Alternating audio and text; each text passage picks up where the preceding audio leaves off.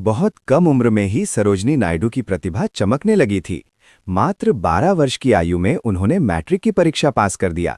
ये साबित कर दिया कि वे साधारण बालिका नहीं थीं। किशोरावस्था में ही शब्द उनकी शक्ति बन गए। लेडी ऑफ द लेक जैसी कविताओं ने उनकी साहित्यिक प्रतिभा को नई पहचान दी। उनकी विलक्षण बुद्धिमत्ता से प्रभावित होकर हैदराबाद के निजाम ने उन्हें छात्रवृत्ति प्रदान की, जिससे उनके सपनों को पंख मिले। ज्ञान की तलाश उन्हें 7 समंदर पार ले गई, लेकिन उनका मन और हृदय हमेशा भारत के साथ जुड़ा रहा। लंदन के किंग्स कॉलेज में पढ़ते हुए सरोजनी नायडू ने अपनी सोच को और व्यापक बनाया। कैम्ब्रिज के गिल्टन कॉलेज में शिक्षा ने उनके विचारों को गहराई और दिशा दी। धीरे धीरे सरोजनी नायडू एक प्रसिद्ध कवयित्री के रूप में पहचानी जाने लगीं, जिनकी कविताएं लोगों के दिलों को छू जाती थीं।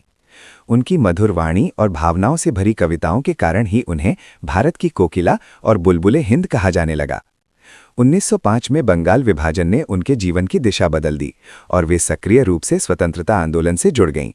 सरोजनी नायडू ने महिलाओं को स्वतंत्रता आंदोलन में भाग लेने के लिए प्रेरित किया और उन्हें अपनी शक्ति पहचानने का साहस दिया। महात्मा गांधी के साथ उनका सहयोग भारतीय स्वतंत्रता संग्राम को नई ऊर्जा देने वाला साबित हुआ। नमक सत्याग्रह में भाग लेकर उन्होंने ये दिखा दिया कि स्वतंत्रता का संघर्ष केवल पुरुषों का नहीं, बल्कि पूरे देश का था।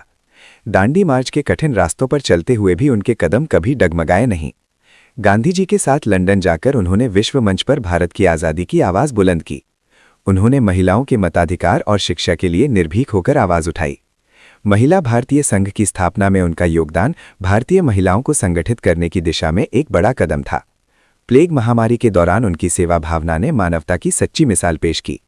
उनकी सेवाओं के लिए ब्रिटिश सरकार ने उन्हें केसर-ए-हिंद पदक से सम्मानित किया, लेकिन जलियांवाला बाग हत्याकांड के विरोध में उन्होंने ये पदक लौटाकर अपने साहस और नैतिकता का परिचय दिया।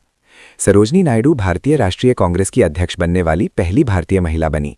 स्वतंत्र भारत में उन्होंने पहली महिला राज्यपाल बनकर इतिहास रचा।